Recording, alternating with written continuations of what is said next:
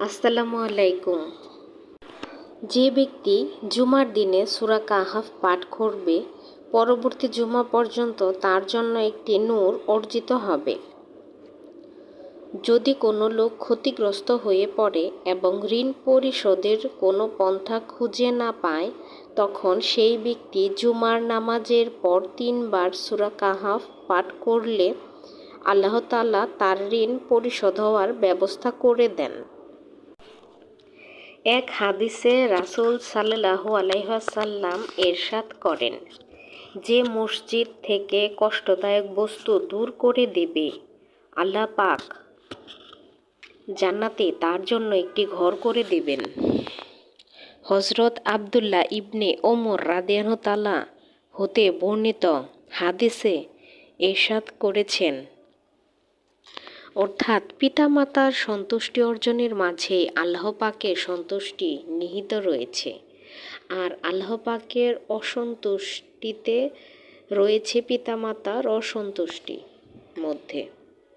পবিত্র কুরআনে এ সম্পর্কে সুস্পষ্ট ভাষায় তাগিদ করেছে যেন পিতামাতার প্রয়োজনে অর্থসম্পদ ব্যয় করা হয়। হে রাসূল, আপনি বলে দিন, অর্থসম্পদ থেকে যা ব্যয় করতে চাও তা তোমাদের পিতামাতা, আত্মীয়-স্বজন, ইয়াতীম, মিসকিন ও মুসাফিরের জন্য ব্যয় করবে। আর তোমরা একে অন্যের দোষ অন্বেষণ করো না, কেননা এও অশান্তি সৃষ্টির একটি উপকরণ। প্রিয় নবী সাল্লাল্লাহু আলাইহি সাল্লাম ইরশাদ করেছেন, তোমার প্রতিবেশীর উপকার করো, এভাবে তুমি প্রকৃত মুমিন হবে। নিশ্চয়ই সেই আল্লাহ পাক যিনি তার রাসূলকে হেদায়েত ও সত্য ধর্ম সহকারে পাঠিয়েছেন, যেন অন্য সব ধর্মের ওপর তাকে বিজয়ী প্রভাবশালী করেন। সূরা তাওবা আয়াত ৩৩। সূরা হুজুরাতে আল্লাহ পাক সুস্পষ্ট ভাষায় ঘোষণা করেছেন, অর্থাৎ মুসলমানগণ পরস্পর ভাই ভাই। কী উদ্দেশ্যে সৃষ্টি করা হয়েছে এখানে তার বর্ণনা করা হয়েছে। তোমরা পৃথিবীর উত্তম জাতি, বিশ্ব মানবের সামগ্রিক কল্যাণের উদ্দেশ্যেই তোমাদের সৃষ্টি।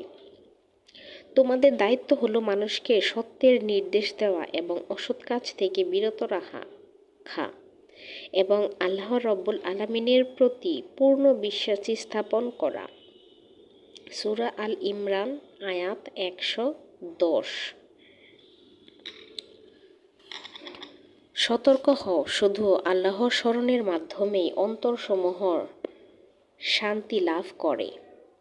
কৃষিক্ষেত্রের উন্নতির জন্য রাসূল সাল্লাল্লাহু আলাইহি ওয়াসাল্লাম যা নির্দেশ দিতেন, অর্থাৎ জমিনে গুপ্ত নিয়ামত সমূহের মধ্যে তোমাদের রিজিক অনুসন্ধান করো, এ কথা সর্বজন বিদিত। আরব দেশের লোকেরা সমুদ্র যাত্রায় অভ্যস্ত ছিলেন না। সমুদ্র ভ্রমণ বা সমুদ্র যুদ্ধ অবলোকন করার তো প্রশ্নই ওঠে না। কিন্তু মহানবী সাল্লাল্লাহু আলাইহি সাল্লাম এই ভবিষ্যদ্বাণী করেছেন, আমার উম্মতের কিছু লোক সমুদ্রের ঢেউয়ের উপরে এমনভাবে ভ্রমণ করবে যেন বাদশাহ তার সিংহাসনে উপবিষ্ট থাকে। অতঃপর তিনি মুসলমানদের প্রথম নৌবাহিনীর ফজিলত বর্ণনা করেছেন। বুখারী শরীফ জিহাদ পরিচ্ছেদ। যে ব্যক্তি আশুরার দিন রোজা রাখবে ও দান খয়রাত করবে, সে ৬০ বছর নফল নামাজ ও রোজার সমপরিমাণ নেকি লাভ করবেন। মুসলিম শরীফ। কি ব্যক্তি, কি সমাজ, কি রাষ্ট্র, কেউ যেন কোনো অবস্থায় একে অন্যের অভ্যন্তরীণ ব্যাপারে নাক না গলায়, একে অন্যের ব্যাপারে যেন কেউ হস্তক্ষেপ না করে, অনধিকার চর্চা যেন কেউ না করে, এ সম্পর্কে পবিত্র কোরআনের নির্দেশ অত্যন্ত সুস্পষ্ট। ইরশাদ হয়েছে, হে মুমিনগণ, কারো এমন বিষয়ে জিজ্ঞাসাবাদে লিপ্ত হয়ো না যা প্রকাশিত হলে তোমাদের জন্য ক্ষতিকর হবে। সূরা মাইদা।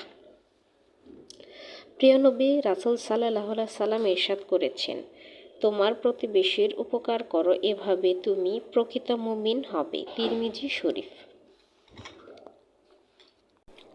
হযরত আলী রাদিয়াল্লাহু তাআলা হতে বর্ণিত রাসূল সাল্লাল্লাহু আলাইহি সাল্লাম ইরশাদ করেছেন, শাবানের ১৫ তারিখে রাত্রিতে আল্লাহ তাআলার দরবারে নফল পড়ো এবং সেদিন রোজা রাখো, কেননা এই রাত্রিতে সূর্যাস্তের সাথে সাথে আল্লাহ তাআলার বিশেষ দ্রুতি ও রহমত প্রথম আকাশে অবতীর্ণ হয়।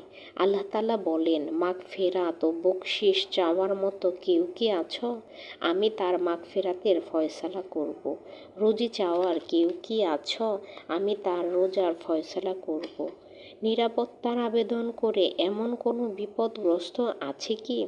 আমি তাকে নিরাপত্তা দান করব। এমনিভাবে বিভিন্ন সময়ে অভাবগ্রস্তদের আল্লাহ তাআলা ডাকেন এবং আল্লাহ তাআলা তাদেরকে তাদের পার্থিব বিষয় দান করেন। সূর্যাস্ত থেকে সুবহ সাদিক পর্যন্ত আল্লাহ তাআলার রহমত এমনিভাবে মানুষকে এক রাত্রিতে ডাকতে থাকে।